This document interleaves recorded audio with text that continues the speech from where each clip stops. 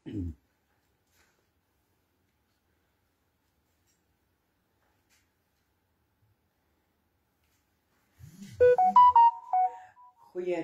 en baie welkom. Ons is terug, dit is Woensdag en ons is terug by Openbaring vers vir vers uitleg. Prys die Here. Gee my net so 'n sekonde, ek sal probeer aanhou praat. Ek wil net kyk of alles reg is die kant. Ons was verlede week geëindig by vers 10 van hoofstuk 1. En nou gaan ons aan hoofstuk 1 vers 11. Sondag het ons toe nou 'n brief gehad, wat dit nou so 'n bietjie voorgespring, maar nou gaan ons net weer terug soontoe en dan hierdie Sondag gaan ons weer met 'n brief aan en dan kan ons die ding van daarop nou hardloop dat daar nie weer heen en weer is nie.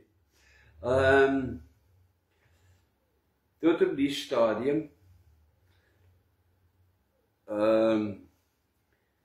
tot by vers 10 het Johannes 'n engel gesien en hy was met 'n engel het hy in gesprek gewees. Dan gebeur in vers 11. In vers 11 is daar iemand wat ook verskyn. Hoe het my rekenaar nou verander? O nee, ek het nie sien nie. En in vers 11 sê die stem: ek is die Alfa en die Omega. Nou dit kan nie engel wees nie. As jy dit lees, moet jy dadelik weet, 'n engel kan nie sê hy sê Alfa en die Omega nie, want daar is net een wat die Alfa en die Omega is. Die een, die eerste en die laaste. Ek skryf wat jy sien in 'n boek en stuur dit na die 7 gemeentes wat in Asië is, na Efese en Smyrna en Pergamus en Thyatira en Sardis en Philadelphia en Laodicea. Amen. Right. Kom ons kyk, wat het ek hierso alles, en daar gaan alles af, en daar gaan alles aan. Hier praat Jesus die eerste keer self.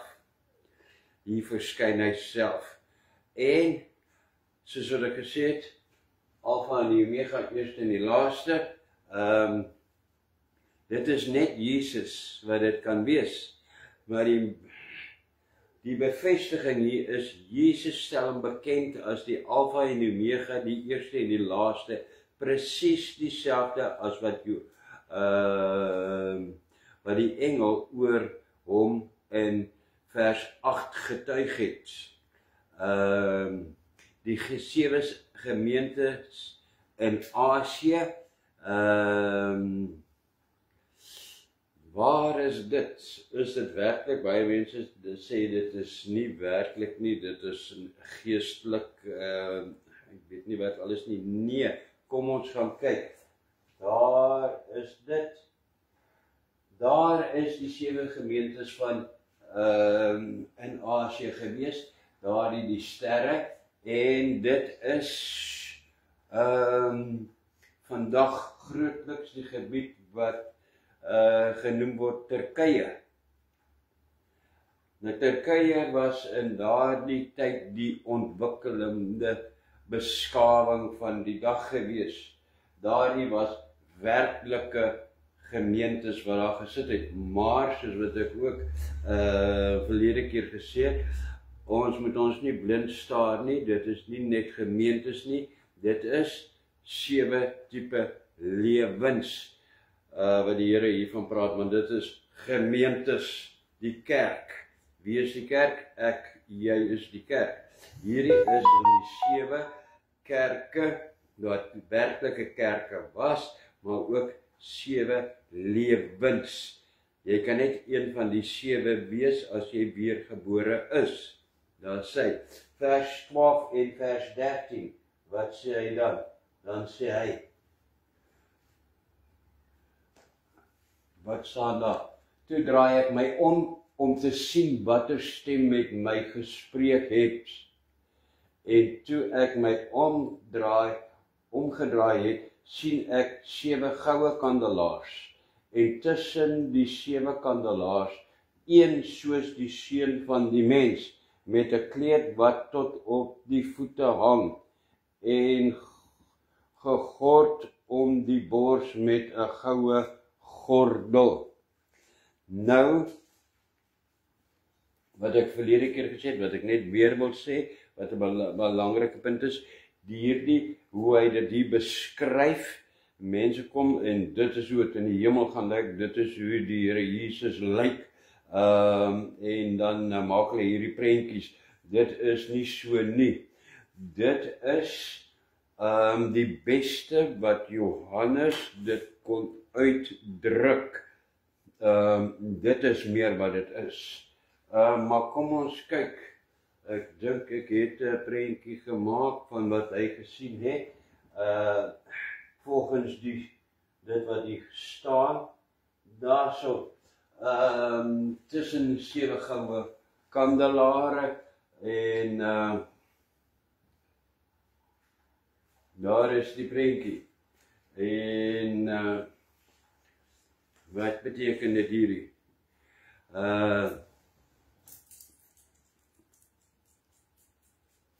7 goue kandelaars is die 7 kerke of 7 lewens wat lig in 'n donker wêreld verskaf.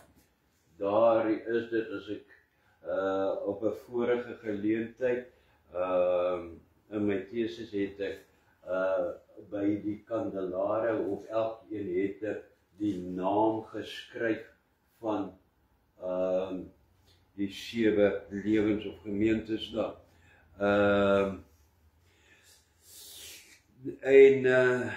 Tussen die goue kandelare, dit dui op die middelpunt van die lig. Wie is die middelpunt van die lig? Die een wat hy daar sê, een soos die seun van die mens. Hierdie bevestig definitief dat dit Jesus is, soos in Esegiel 1 vers 26, die seun van die mens. 'n kleed, in die oorspronklike teks lees dit nie 'n kleed nie, nie net 'n kleed nie, maar 'n talit is die woord wat daar gebruik word. Die talit, dit is 'n kleed wat Jesus ook op die aarde gedra het, dit verwys na priesterlike koningskap. Ook talit en priesterlike koningskap, Daniël 10 vers 5 en 6. Right. Vers 14, 15 en 16 gaan ons saam lees, want dit is een begrip, jy kan sien hoekom. Daar is dit. As ek net so kan staan dat, maak net vir my daai venster toe, asseblief, die lig val so dat ek niks kan lees hierso nie. Ek sien net strepe. Daar sê dankie. Sy hoof en hare was wit soos wol. Nie, is nie, daar staan soos, was wit soos wol, soos sneeu, en sy oë soos 'n vuurvlam. Vers 15, en sy voete soos blink koper, wat gloei in 'n oond, en sy stem soos die van baie water. Vers 16, en in sy regterhand het hy 7 sterre gehou, en 'n skerp tweesnydende swaard het uit sy mond uitgegaan, en sy aangesig was soos die son wat skyn in sy krag. Amen. Right. Van naderby, 'n prentjie van dit wat hy daar so sê, dan het hy dit gesien. Nou, dit is werklik nie hoe Jesus lyk nie. Dit is skrikwekkend eintlik daardie. Maar wat beteken dit? Kom ons kyk na wat dit beteken.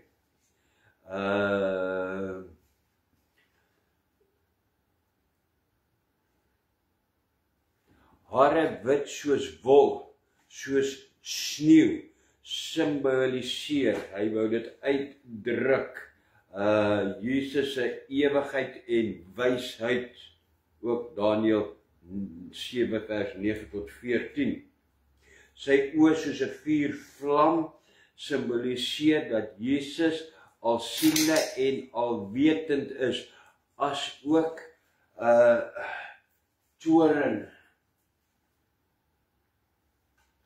Right. Voete so blink soos koper simboliseer dat Jesus onwankelbaar is. Hy gebruik dit daarso net om die verskil te bring tussen omdat jy in Daniël se uitleg van Nebukadneser se droom was die beeld se voete van klei wat gebreek het en die beeld het omgeval. Wat hy hiermee wil sê is, Jesus is egter onwankelbaar en het onwankelbare mag. Dit is wat hy hier wil uitdruk daarmee. Stem soos die van baie waters simboliseer Jesus se oorheersende gesag.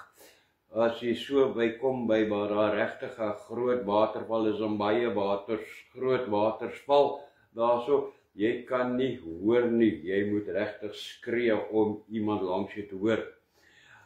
In sy hand het hy sterre gehou, dui aan dat Jesus die hoofde en leiers, sy gesalfdes in sy beskermde hand hou. Regterkant van Jesus, beskermde kant. Jesus hou die leiers in sy hoofste en sy gesalfdes in sy beskermde hand.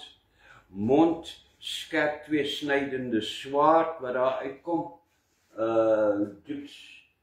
Daar so is dit. Daar het nie regtig 'n swaard by Jesus se mond uitgekom nie. Hy wou dit uitdruk, simboliseer Jesus se woord wat deur murg en been sny. Waar het jy dit gehoor? In Hebreërs 4 vers 12, Efesiërs 6 vers 17. Die son wat skyn in sy krag, as jy nou mooi daaraan dink, 'n mens kan nie op 'n helder, warm somersdag in die son kyk nie. Dit verblind jou. Net so stel Johannes Jesus se aangesig voor, wat van sy onbeskryflike glorie en majesteit skyn van glans. Dit is wat hy hierin sê. So, nie dat Jesus so gaan lyk nie. Toe ek op 'n stadium het ek probeer, voordat ek in afsondering gegaan het, wou ek hierop probeer om Openbaring te lees en te verstaan en uit te lê en whatever of te iets. En dan het my dele soos hierdie gekom en jy sal sien, voor die troon was daar 4 lewende wesens en van oë van bo tot onder en van agter en van voor en dit. Ek het regtig op 'n stadium gedink, nee man, wat is die lelikste, die hemel of die hel, want dit is allemaal lelike goed dat ons hierso van lees wat in die hemel om die troon staan, en hoe Jesus lyk, hier sê jou, dit is nou regtig nie 'n mooi gesig nie, maar daar, toe ek in afsondering kom, toe wak die Here dit vir my oop. Dit is hoe Johannes dit die beste kon uitdruk, wat hy ervaar het, wat hy gesien het. Vers 17, daar so staan,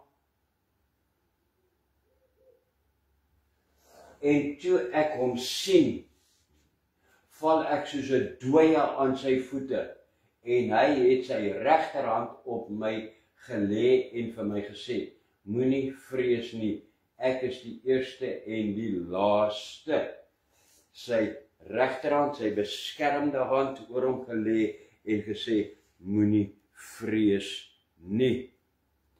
Het ek 'n prentjie?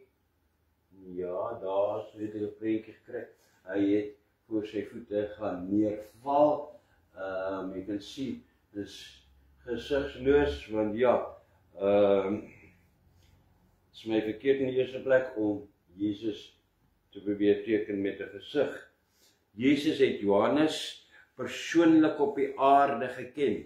Dit is die wow hierso is, die openbaring is, Jesus en Johannes het mekaar op die aarde geken, persoonlik. Johannes het Jesus op sy bors gelê, en hy het homself die een genoem vir wie Jesus lief gehad het. Maar kyk wat gebeur hier. Hierdie verheerlikte Jesus se hemelse glorie en voorkoms was so asemrowend, was so groot vir hom, dat hy soos 'n dooie voor sy voete wou neerval. Wow. Dit is wat ons moet onthou. Ons Here gee vir ons 'n bietjie insig, gee vir ons net meer verstande oor u heiligheid, van u glorie. Dan sal ons met groter ontzag van u praat en tot u nader en tot u bid. Hierdie man wat u geken het, Here, toe hy in die hemel in u teenwoordigheid kom, toe voel hy om soos 'n dooie voor u neer te val. Vers 18. En die lewende, en ek was dood, en kyk, ek leef tot in alle ewigheid. Amen. En ek het die sleutels van die doderyk en van die dood. Amen. Right. Ek het die sleutels van die doderyk. Ek wil die sleutels so, daar so 'n voorstelling, sleutels van die doderyk, net die sleutels daar opsit, want dit is so 'n belangrike deel hierso. Onthou, Johannes het net geweet, tot op hierdie stadium het hy net geweet dat Jesus vir 3 dae dood was. Maar daar is nêrens aangeteken in die Bybel dat Jesus vir hulle ooit vertel het wat alles gedurende daardie 3 dae gebeur het nie. So ek glo Jesus het hulle nooit gesê nie. Omdat dit so groot was, sou dit iewerste genoem gewees het, sou hulle dit neergeskryf het. Maar nou sê Jesus vir Johannes presies wat gebeur het. Hy het Satan oorwin, die sleutels van die doderyk by hom gaan afneem. Die regverdige siele gaan bevry en Satan van sy krag wat hy daar in die tyd gehad het. Watter krag het Satan gehad tot op daardie stadium? Het hy dunamis krag gehad. Dunamis krag, dit is die Griekse woord vir krag oor die dood. Hy het dit van hom afgeneem, van hom gestroop. Ook 1 Johannes 3 vers 8. En nou, wat is Satan daaroor? Tot vandag toe het Satan net exousia krag. Wat is dit? Mag oor ongehoorsaamheid. Ook Efesiërs 2 vers 2.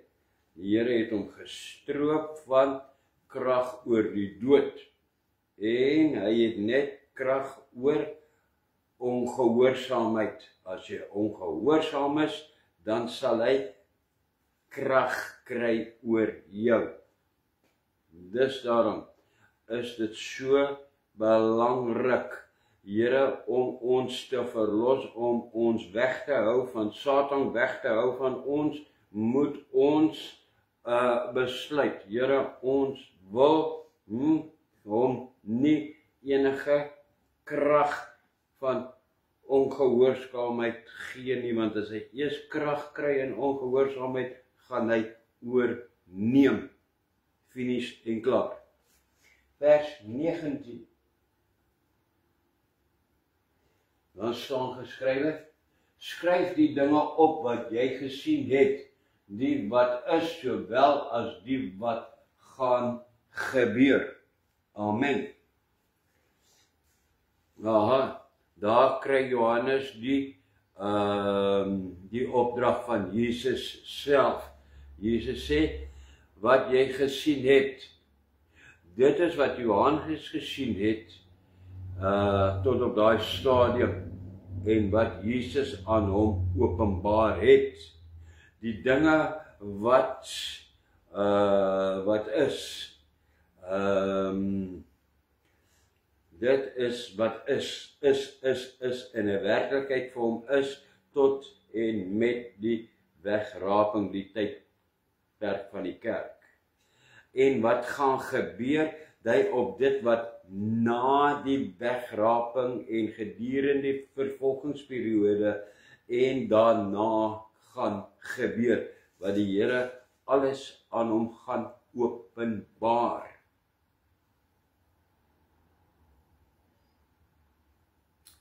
Right. Vers 20.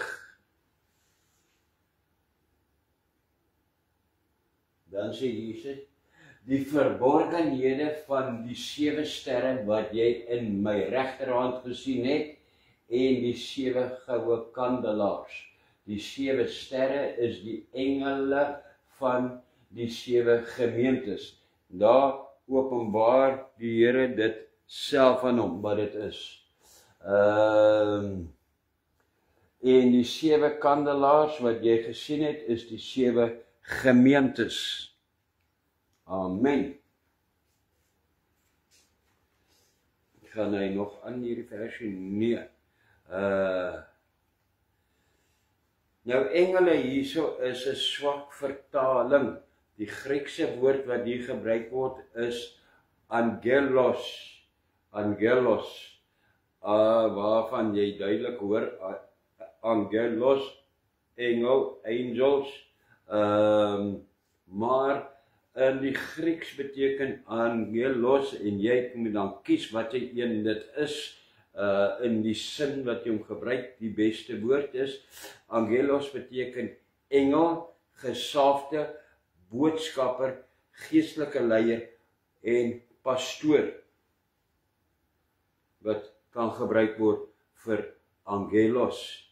Nou in die konteks is die woord gesalfde die korrekte keuse. Van dit wat die Here sê, in konteks met wat hy sê, is gesalfde die korrekte keuse. Aangesien Jesus nie van die engele praat nie, maar van die boodskapper. Wat 'n boodskapper? Wie die 7 sterre is. Wie is hulle? Dit is die, moet ek sê, die leiers, die lidmate in die liggaam van Christus, soos hulle moet die lidmate, hierdie leiers, hierdie gesalfdes, die pastore, moet die liggaam, die lidmate in die liggaam van Christus, soos engele beskerm. Soos engele. Want dit is, wat is engele se werk? Om te beskerm en te bedien, die woord van die Here te bring. Maar wat gebeur vandag se dae?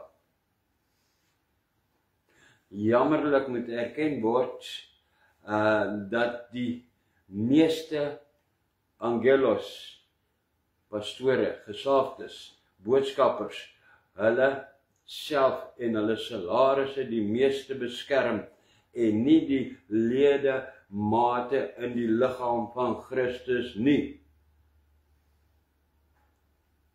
Jy kry van hulle, jy kry angelos, predikers, boodskappers, al wat hulle praat is week na week na week na week is oor geld en niks anders nie.